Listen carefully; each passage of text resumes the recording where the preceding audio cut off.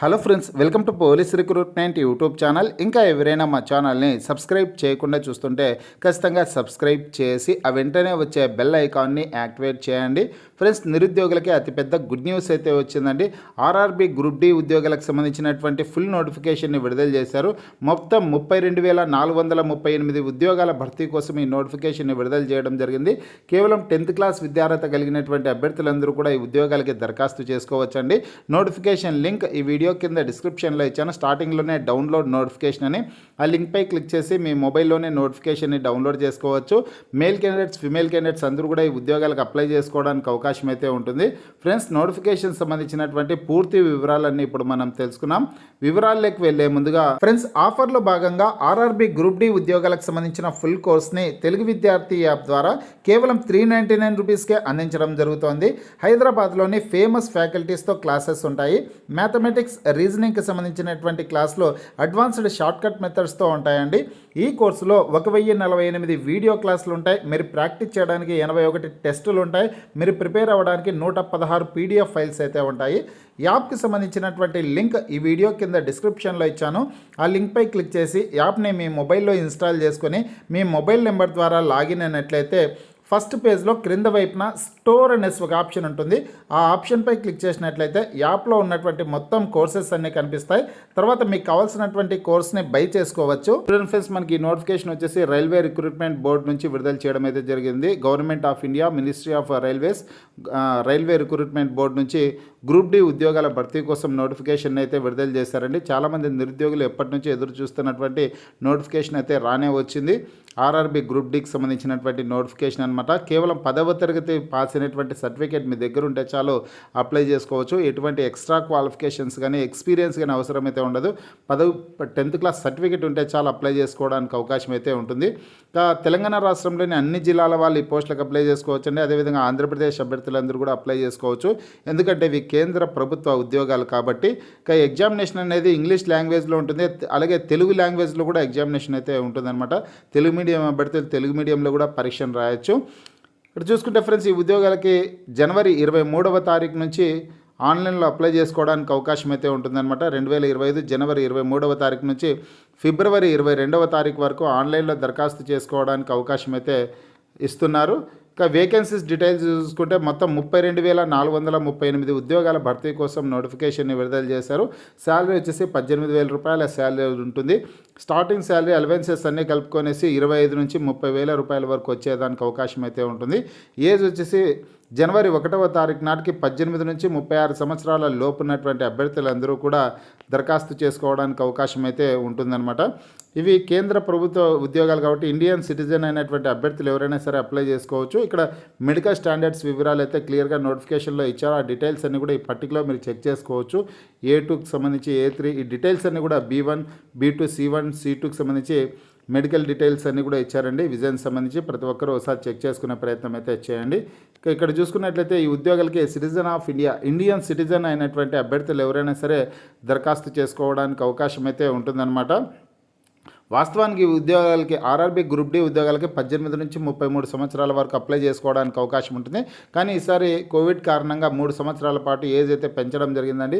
కాబట్టి 18 నుంచి 36 సంవత్సరాల లోపు ఉన్నటువంటి అభ్యర్థులందరూ కూడా ఈ ఉద్యోగాలకు అప్లై చేసుకోవచ్చు.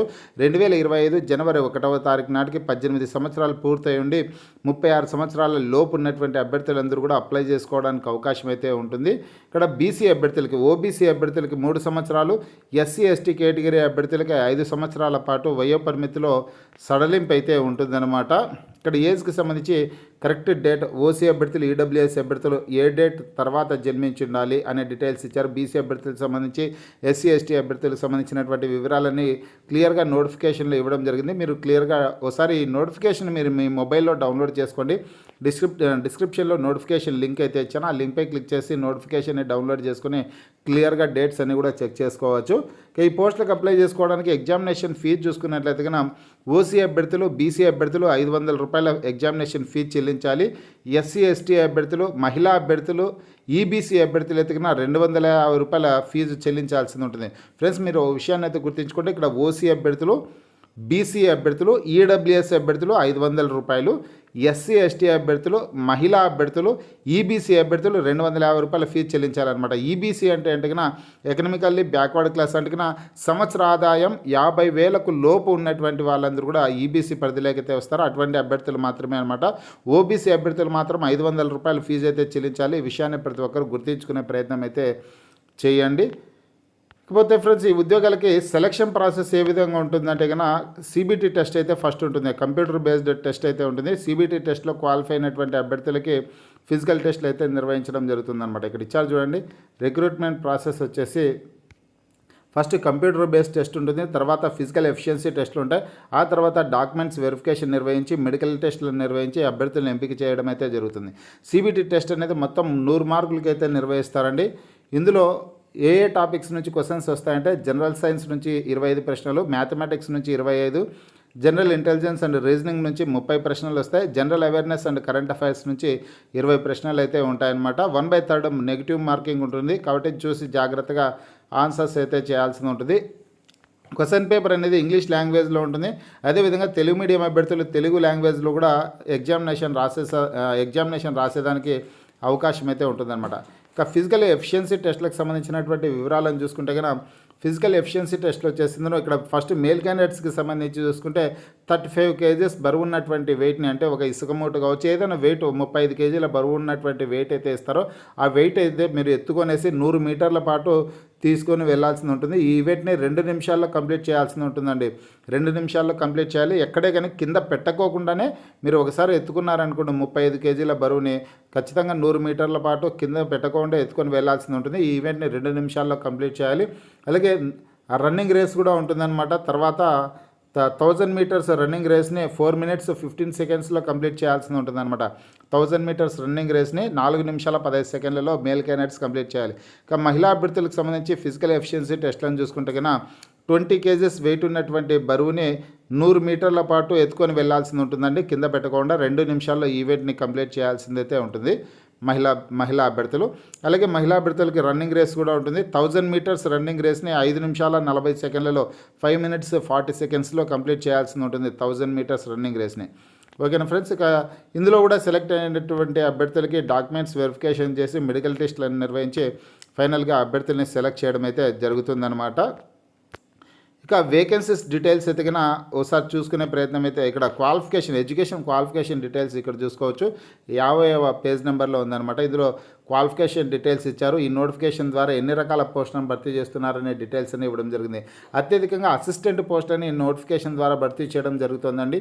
అసిస్టెంట్ ఎస్ఎన్టీకి సంబంధించి అసిస్టెంట్ వర్క్షాప్, అసిస్టెంట్ ఇక్కడ బ్రిడ్జ్, ఈ విధంగా మొత్తం 14 రకాల పోస్టులు అయితే ఉన్నాయి. వీటిలో అత్యధికంగా అసిస్టెంట్ పోస్టులు అయితే ఉన్నాయన్నమాట. అసిస్టెంట్ ట్రాక్ మిషన్, అదేవిధంగా అసిస్టెంట్ టీఆర్డి, ఈ విధంగా ఉన్నాయి. ఇక్కడ లాస్ట్లో పాయింట్స్మెన్ పోస్టులు ఉన్నాయి.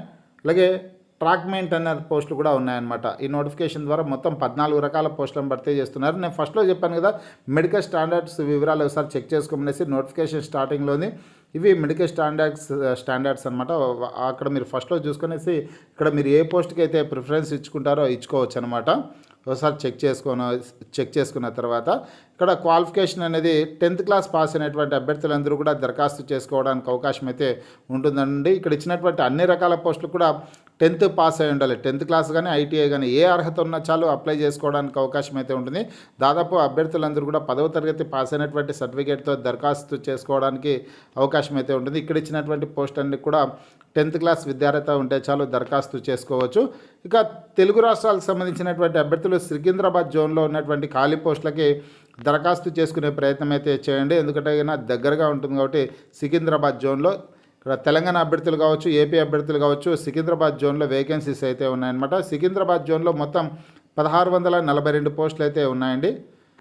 సౌత్ సెంట్రల్ రైల్వే సికింద్రాబాద్ జోన్లో అనమాట. ఇక్కడ కేటగిరీల వారిగా అన్ని కేటగిరీల వాళ్ళకి వేకెన్సీస్ అయితే ఉన్నాయి. ఒకసారి మీరు నోటిఫికేషన్ని డౌన్లోడ్ చేసుకున్న తర్వాత ఏ పోస్టుకి సంబంధించి కేటగిరీల వారిగా ఎన్ని వేకెన్సీస్ ఉన్నాయనే డీటెయిల్స్ అయితే ఒకసారి చెక్ చేసుకోవచ్చు. మొత్తంగా సికింద్రాబాద్ జోన్లో 1642 పోస్టులు అయితే ఖాళీలు ఉన్నాయి. ఫ్రెండ్స్, మీకు ఈ వీడియో నచ్చినట్లయితే లైక్ చేయండి, షేర్ చేయండి.